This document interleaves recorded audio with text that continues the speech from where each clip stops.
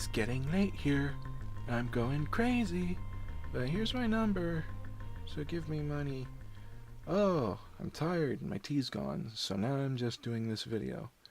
Um, I don't know how many people are going to watch this. I imagine that the female form would get more attention because boobs. Okay. Focus. Okay. So, this is the third video of the series with my alien races. This is kind of a template for future, because I want to make characters diversify, but starting with these characters. A lot of like alien races and stuff I've seen, like art from Dead Space or whatever. Not Dead Space. Is it Dead Space? I don't play enough video games. Whatever. A lot of the art I've seen, it looks like some of these characters are just like overly decorated, or alien races are overly decorated. It's just like sometimes hard to see through all that stuff. And I mean, it's just so easy for it to be like just a guy in a costume. And I mean, maybe it's made that way so cosplayers can uh, have something to make.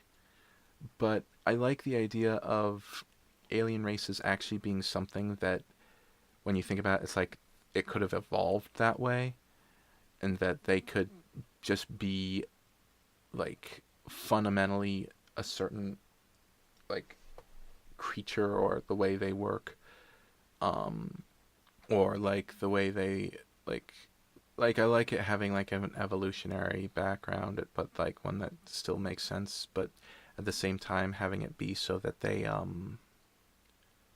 uh they can be empathetic, like sympathizable to people, so like you can read their emotions, and so like you could be attracted to your character, like people could be attracted to these characters. Of course, I like that idea because sex sells, etc., etc.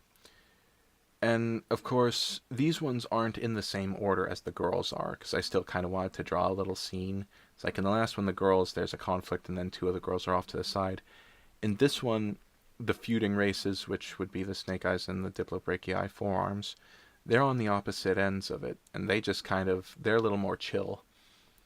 Because, of course, in the story, it was the female Diplobrachii, the female forearms, that were very, very aggressive. Um, but here, what's interesting about, well, I just kind of drew the Quadrocculli, the four eyes, and now I'm drawing the Humgarrian. And what's interesting about, well, all of these characters is that this is really kind of my first time just really going through and drawing them. Because in terms of the Quadroculi, the four-eyed, long-eared elf, kind of honestly the most human creature on there, I didn't have any characters like that were just like a typical young adult male in that book. Because the idea was, in Flutter, and hopefully that novel gets published someday, is that it was a dystopia ravaged by war, and the war, kind of like in World War II, had killed like everyone from like the age of 17 up to like 30. So all the young adults were just gone, and it just kind of left like old people and children.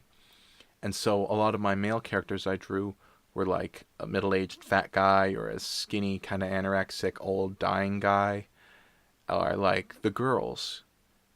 And so actually drawing like a young man of that race was entirely new.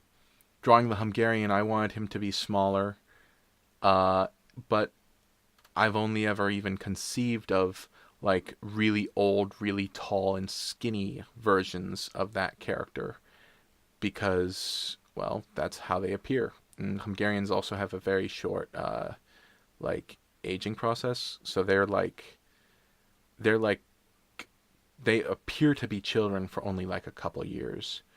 Like by the time they're 4 or 5, they look like they're adults. Of course, there are the other ones to talk about. The Diplobrachii, the four-armed big guy with the big braided ponytail, and the hooves. He's like a Hulk. I don't know if I made him too bulky, especially compared to the others. Although, like I said, in the stories they kind of appear like more of an aggressive and somewhat violent people. The Humgarrians are small, but they are very, very technologically savvy, and so they are kind of interesting. But I hadn't gotten very deep into their lore yet, or their culture, rather.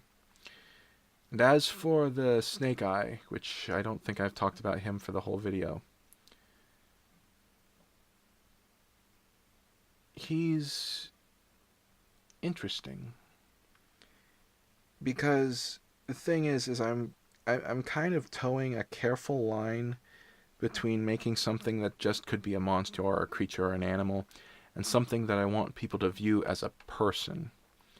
And for the females, there was the added like element of like I wanted to make them attractive. I wanted to make it so that it wouldn't be like it'd be understandable if people were aroused by these characters because like I said, sex sells. But for the males, I just kind of like I don't know, maybe I'm a little more free, maybe I'm a little more goofy. I make them bulkier and musclier and I kind of play with the proportions because it's okay for the male proportions to be more off or more strange or for the head shape to be varied. And I mean, I'm kind of happy with how the male Snake Eye looks. It's this is like my really the first time I've always ever drawn him. And he's just so interesting to me. He's kind of a handsome thing, but it's one of those things where like it's also important to know what to focus on. Like the Quadrocculli, the four eyes with the long ears, the most human one that I'm drawing on right now, they are easy to make emote because they have like human features and they have big eyes. But it was something that, I mean, will be difficult to do with the Humgarrians because their eyes are so alien and their sharp teeth. But I think with the both the Diplobrachii and that Snake Eye male, like I'm pretty sure I can do it for all the females too, but for these male characters as well, I think I've done enough with the designing that these characters would be able to show like a variety of emotions: happy, sad, aroused, scared, angry, etc., etc. And that's sort of the goal in designing these alien races, because I want them to be likable, believable, readable, and so on. And of course, customizable, which I guess will come in future videos. But thanks for watching this 3-part kind of introduction to my alien races, and hopefully there'll be more in the future.